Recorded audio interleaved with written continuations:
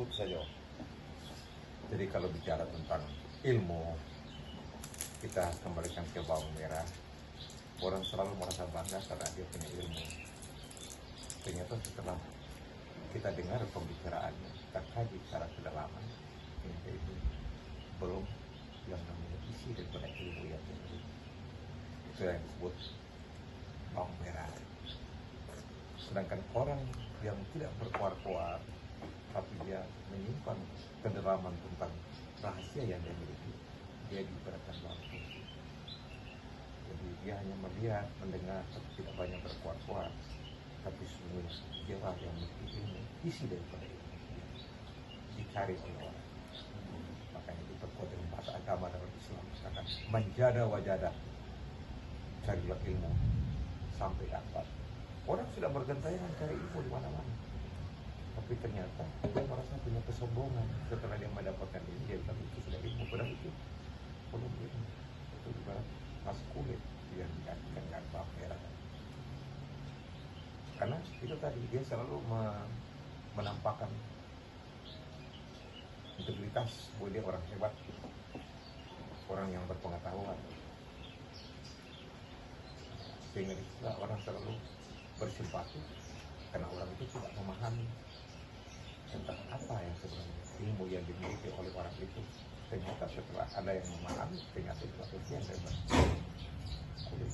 Tapi untuk mengetahui bahwa orang itu bawang putih dan bawang merah, caranya Itu aja, kita tidak melihat orang itu punya aktivitas, punya kata-kata yang bergema di mana-mana, tapi dia selalu berjalan pada jalan yang apa yang dia inginkan. Dia tidak pernah mengganggu orang lain, sehingga disitulah dia memiliki ilmu yang sebenarnya yang dicari. Tapi dia tidak pernah mau menceritakan bahwa dia adalah orang yang berilmu.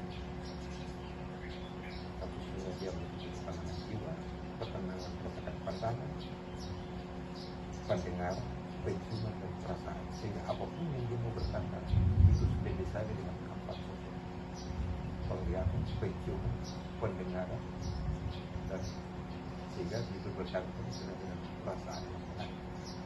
Itulah yang dikatakan bawang putih. Tapi kalau orang yang masih memiliki ilmu bawang merah, dia baru dengar sekian, dia sudah bercerita di mana-mana bahwa seakan-akan dia itu orang yang berilmu. Dia melihat lagi di sana, dia cerita lagi buat ternyata dia orang. Padahal dia hanya baru sebatas penglihatan, pendengaran, dan penciuman. belum masuk ke jadi gitu. Terus yang dimaksud dengan koimani kayak tadi? Koiman itu Kencana benci. Koiman itu artinya orang yang betul berhati tenang. Itu namanya beriman. Tingkana, dia selalu hati-hati dalam diri. Saya tanya dia mau mengambil apa benar milik dia atau tidak. Itu namanya tingkana.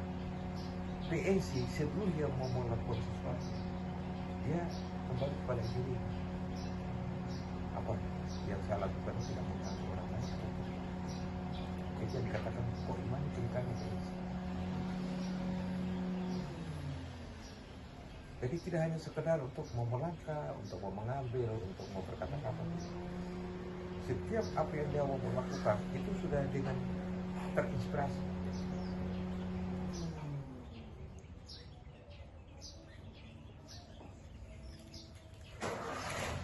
Jadi kita manusia ini kan terkadang